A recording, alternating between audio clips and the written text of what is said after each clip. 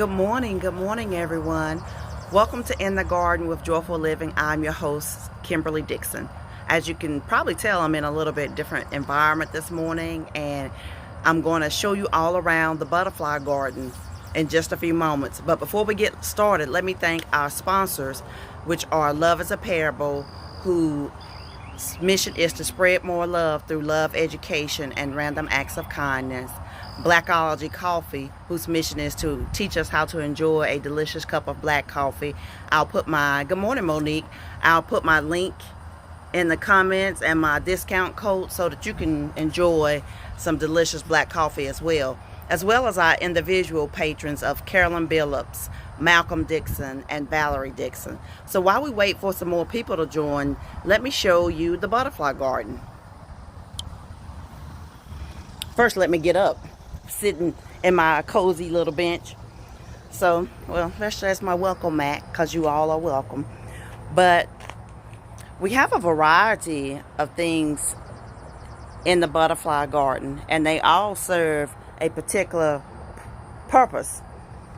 This is a Velvet Queen sunflower. Now, typically sunflowers are ready to bloom in July, but because I didn't get these planted until May, they're not quite ready. So I see them being in full bloom in August, because they're almost ready. But that is a verbena. That's a regular hosta. Now this is creeping Jenny. I want you to know I dug up all the creeping Jenny. Well, I didn't dig it up. I had someone till this area because when I moved here, it was literally full of weeds. I mean, the entire area was full of nothing but weeds. But that is a tropical milkweed.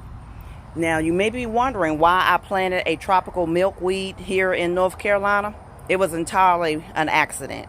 I've been looking for milkweed all season long because it is a host plant for butterflies and caterpillars.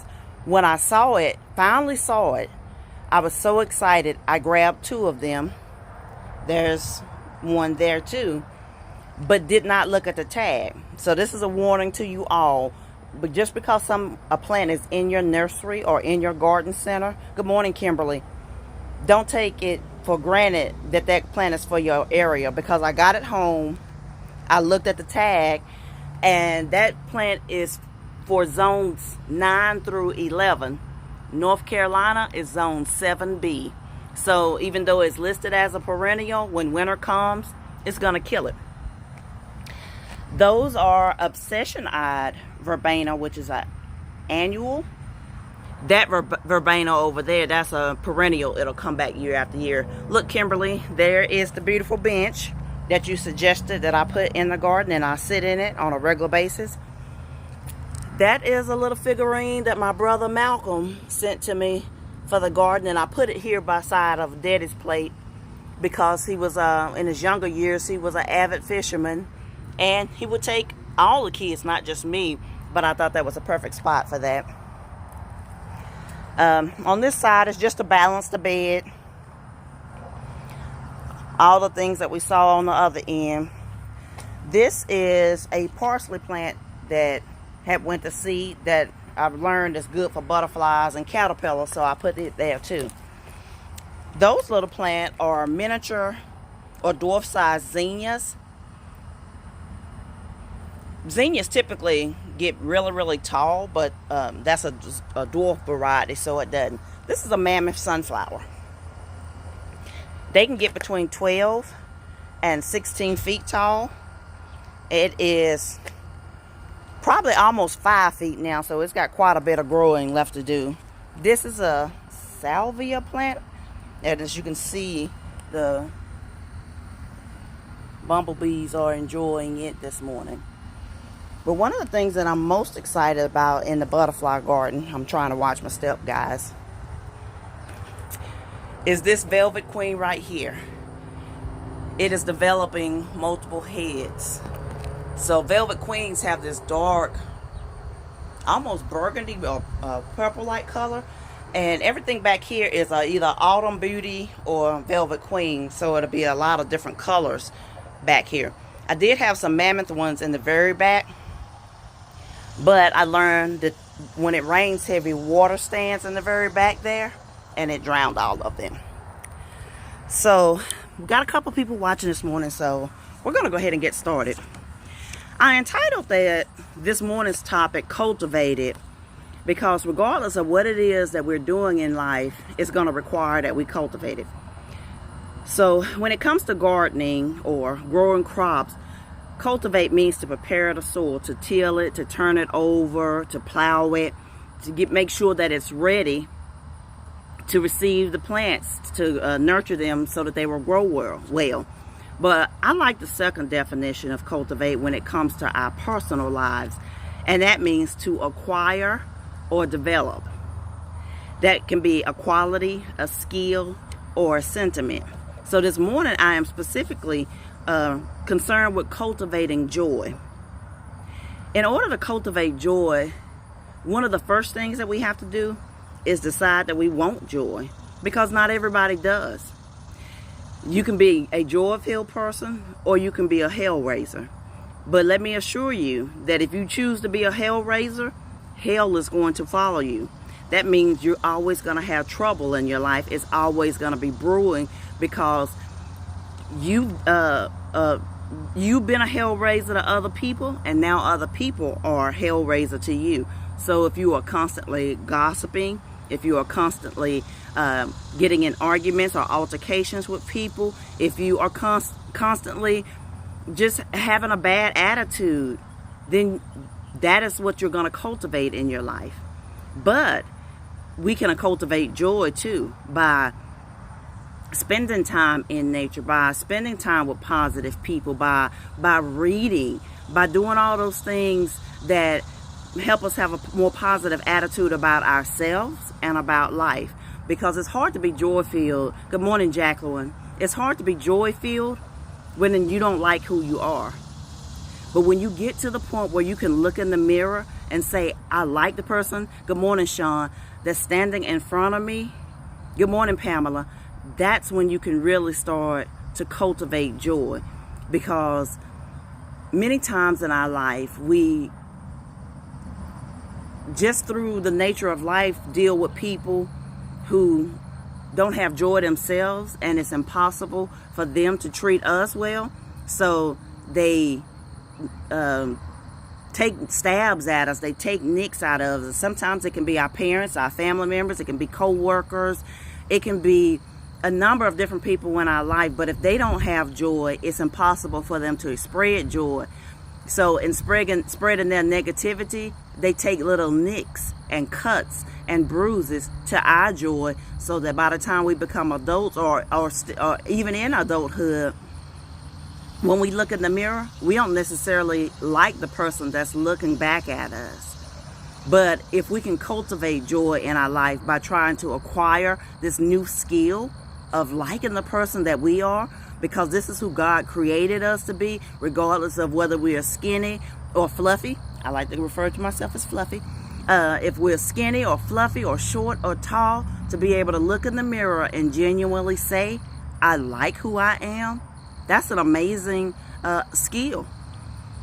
But then we have to realize that to cultivate joy, that joy isn't based on external circumstances. Joy is something that resides on the inside of us, because inevitably in life, it's going to have its mountain highs and its valley lows. You're going to be happy one moment, you're going to be sad the next. That's just the nature of life, because you're not going to be boiling over with joy and happy when you've lost a loved one, or you've lost a job, or a pet, or any of those things, or you're just stressed about whatever situation it may be. Maybe your kids are having problems in school. You're not going to be happy about that, but you can still have joy on the inside. So that when it comes to cultivating joy, I mean you have to know who you are. What is the thing that is going to center you? What is going to bring you peace? What is going to help you remember that, hey, I like this woman. I like who I am as a person. That's cultivating joy. It can be reading books. It can be taking seminars on, empowerment and things of that nature. It can be networking. It can be a multitude of different things that help you fulfill the person that you want to be. You can acquire the skill. I remember when I first started networking, because I'm an introvert, and although I love people, I don't like being around crowds. And even when we go on vacation, my best friend knows it. Don't plan if it's a group thing where it's gonna be 10 people, I ain't going. That's just because that's the nature of who I am. So when I first started networking for business, I did not like it. It was so draining to me. But I realized that it was a necessary component of getting the name of my business out there. So I went. But when I would come home, I would intentionally do things like sitting quietly, having a cup of tea, just sitting in the garden doing nothing, because I knew that those were the things that were going to revitalize, re-energize me. But then the third way that we cultivate joy is we got to know who God is. I can't imagine being in this world and not knowing who God is, or not believing that there is a God, because remember that in the Word it says that joy comes in the morning. Joy is my strength. The strength of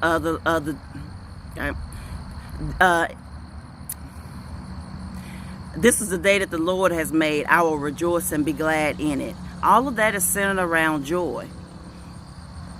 But one of the components, it says that, that I always try to remember when I'm upset or angry or my feelings are hurt. If it's nighttime, I always repeat to myself, joy comes in the morning. And in saying that, it prevents me from doing two things. It prevents me from not being able to sleep because I'm stewing all night. And it prevents me from making a phone call or sending a text and saying or doing something in the middle of the night that you can't undo. So my joy comes in the morning. Let it go. Because I can guarantee you, just from my youth, anything that you're saying to somebody out of anger at 1 or 2 o'clock in the morning, it's not going to be good. So we want to be able to cultivate joy in our life. And that's going to require some intentional practice, some intentional work. Just as I was showing you the garden, everything out here has a purpose for the butterflies and the the butterflies and the hummingbirds. The zinnia, the bright colors, is intended to attract the pollinators. The verbena, the obsessionite or verbena there in the corner and there in the corner, has nectar. It's designed to feed. And the sunflowers will do the same thing. But the milkweed is designed to be a host plant, as well as the sunflowers. The sunflowers will feed and act as a host plant, which means that the butterfly can lay their larvae on it, and the caterpillars will develop, and the plant will host it. Everything out here has a specific purpose. It's not by happenstance. And in order to cultivate joy in our lives, it's got to be intentional. It's not going to occur by happenstance. You got to make a decision. I hear often, I wish I could get that, it's a little bitty little butterfly over in the corner. Butterflies are the most active, just as a hint, in the afternoon, so I don't see a whole lot out here in the morning time. I mainly see bumblebees. But